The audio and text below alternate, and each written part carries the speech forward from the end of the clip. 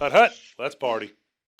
Well, officially, Mr. Julian Stanford, welcome to the Hut Hut podcast, old buddy. How you doing? You're looking super buff, as always. Well, listen, man.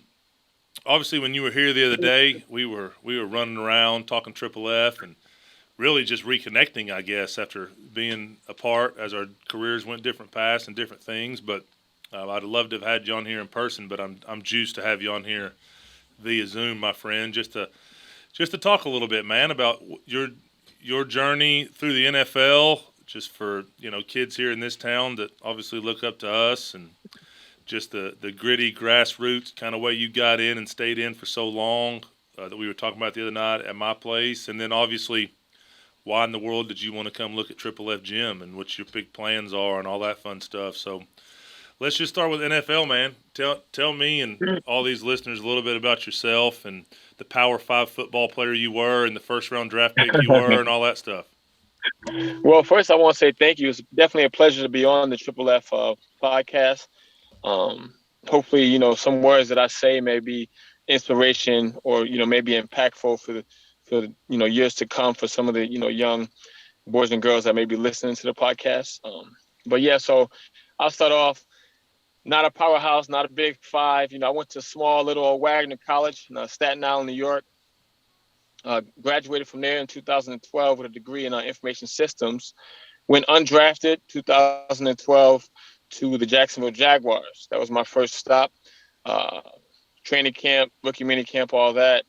Ended up cracking the 53-man roster my first year, so that was a huge accomplishment. My career then, took off from there. Spent a year there. Got released from there. 2 years in Detroit. Released from Detroit. 3 years with the Jets. Let go from there. 2 years in Buffalo, which is where me and Lee connected. From then Buffalo, I went on to play in Carolina for 2 seasons, and then this past season I spent a little finish up in Baltimore. So 11 years, pretty baby. much my story. Obviously, right. I was gonna say 11 years. It's been a journey. But I wouldn't change it for anything. And I think along the way there was a lot of learning that took place, a lot of lessons learned, a lot of learned about myself as well as a lot of things I learned how to do and how to manage and how to kind of take control of essentially. I love it, man. There's, I wouldn't want to say that I was ever comfortable, but I was protected by guaranteed money, and it sure wasn't 20, 30 million a year. But the almighty guaranteed dollar is big time protection in our line of work for the most part. Correct. And so I was fortunate to have guaranteed money in most of my years there towards the end. But I was raised by a man that was a bubble roster guy, barely made the team every year, lived that stressful NFL life. And so I just have the utmost respect for all dudes, whether you're a first round pick that plays 15 years and goes to the Hall of Fame, but more so the guys that just gritty. Because listen, those coaches wanted to get rid of you so bad they couldn't stand it. You just didn't let them. 100%. And 100%. they wanted to get my salary off the books, a blocking tight end, a role player, but I just wouldn't let them. And we have a lot in common. The 11-year brothers. We kind of look like twins even a little bit. Look at us. That's right. But man, it's just cool seeing you and your bride down here. And like I told Debo, Mr. Daniel Evans, my business guy, before you came down, and we went on our day together and just talked Triple F and the impact we're having on this community and these kids. I told him, I said, listen, man, I'll never ask you to spend multiple hours of your day with anyone if they're not the most utmost bad to the bone, loving, wonderful human being on the planet. That's exactly who Julian Stanford is. Like the husband he is, the father he is. I definitely humbly appreciate that because, like I said, you opening up your team, to me and my partner and my bride as well. Words can't really explain how much it means to us. And I think even bigger than that, you may not even know I know when we first arrived, I texted you and I was like, yeah, we're just outside, taking pictures, whatnot. But it was just like a surreal moment for us because, the vision that I have, to see it very similar to the vision that you have created. You brought it to life. And for us, it was like, wow, this is the impact we are gonna have. This is what it can look like. And this is like a tangible thing versus just a vision and words on paper. Like this was actual the finished product. And so for us, for me at least, it was just had to take a moment to just kind of like soak it all in. Like, wow, this is the kind of impact that you can have and that I'm going to have on the children of tomorrow. Yeah. And that's what's so cool, man, is 11 years. I played 11, you played 11. You were a year behind me. And, the year you came in, I came in 11, you came in 12. But it's just crazy, like, when you really think about it. And multiple guys have reached out. And Julian Stanford and his family are the only ones that I've actually said, yeah, come on down.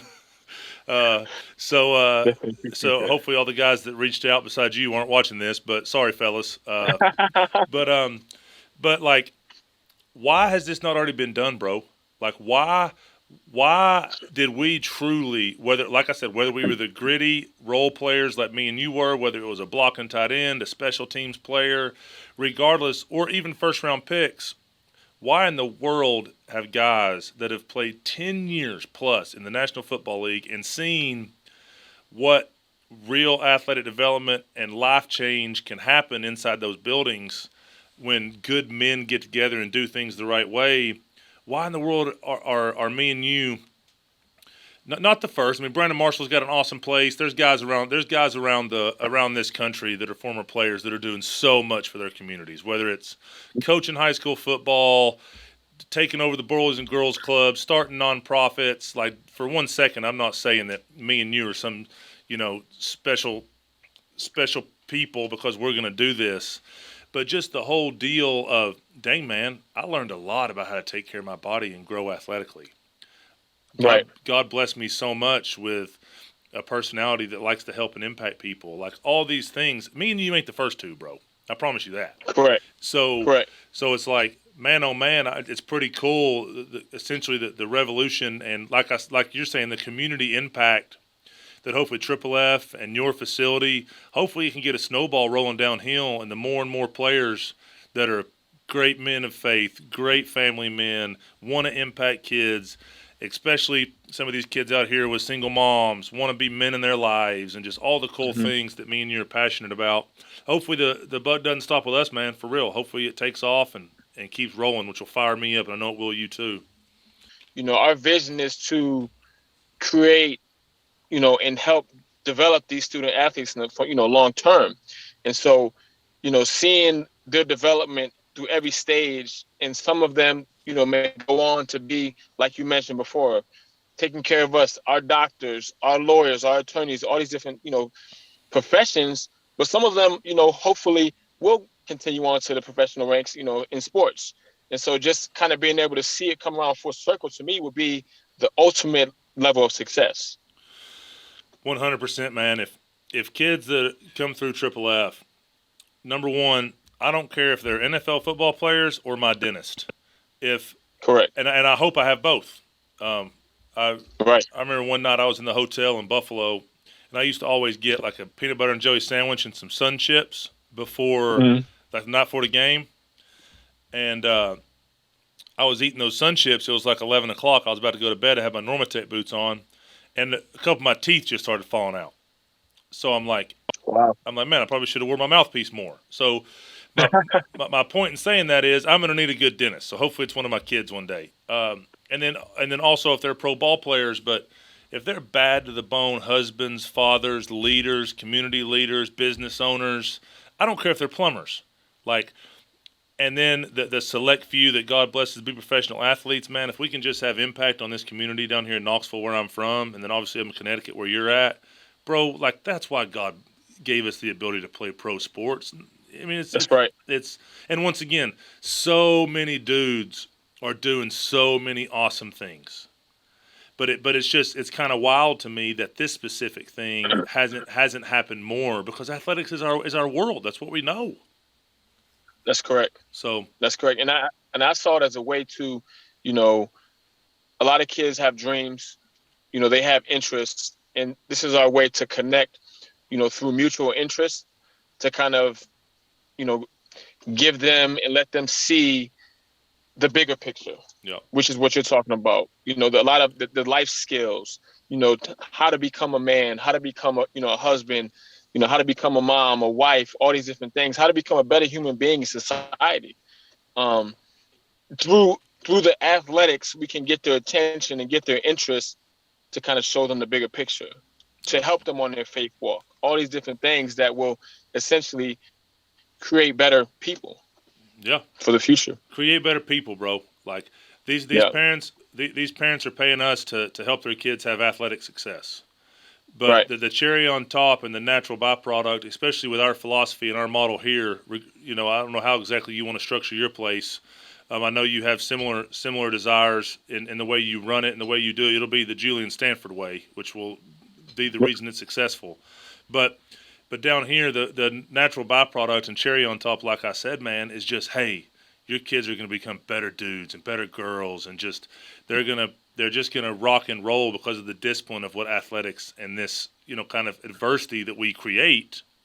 Right. Like, guess what? We haven't been to war in America in any of our lifetimes. Right. We have, but I'm talking about these kids. When I say we, Correct. I don't mean me and you. I mean these kids. We've been Correct. at war in their lifetimes, but none of them have been drafted, I guess is the right way to say it. We haven't had a draft Mm-hmm. in their lifetimes. We haven't had a true depression in their lifetimes. Like, there's just not that much real adversity for the kids, especially the ones that can afford to be a gym member under our products. Right. There's plenty of adversity for kids out there that obviously, these kids don't get to pick their parents, and some of these kids, the things they go through is just so sad. And they have far too much adversity, so we're doing the opposite for them. We're trying to give them a safe place. But some of these kids that in American society nowadays, that their phone not working fast enough is the rough part of their day. And Right. and it's like, let's build adversity in here. Like, let's get in a wall sit. Let's get in a plank. Let's get on these bungees. And when you think you can't go anymore, I'm going to prove to you that you can. That way that when life punches you in the mouth one day, and it will, because no one cares about you in the Right. real world, and life don't care about you, Right. you can go back to some of those moments of, like, you thought you had nothing left, and then all of a sudden you were able to find it. So I get so excited, Right. man. It's like creating adversity for the kids that need it, creating a safe place for the kids that have too much adversity, and just building up this bad to the bone brand of youth mentorship. And oh, by the way, my staff are the gurus and the best on the planet at developing kids athletically. So that's what you're paying for. So that's what you're going to get. But all the other stuff comes free. And that fires me up, man. Fires me up. So what did you like when you were at Triple F? What's the one thing that stuck out to you? What's one thing you thought I was terrible at? Give me some. We're locker room. We're teammates. Don't be shy. What was the one thing you loved? One thing you didn't like? Well, I mean, so the biggest thing that I loved was I just felt like, and I actually stopped one of your kids and I asked him the same question. I just felt the family, the family environment. Everyone felt like there was a sense of like everyone knew each other. They had that tight knit bond. And to me, it reminds you of the locker room in a sense. Yep. You know people by first name basis. Like you said, everyone comes together in a melting pot from different backgrounds, whether it be, some people don't have fathers in their lives. Other people have the perfect American, perfect image of what a family looks like.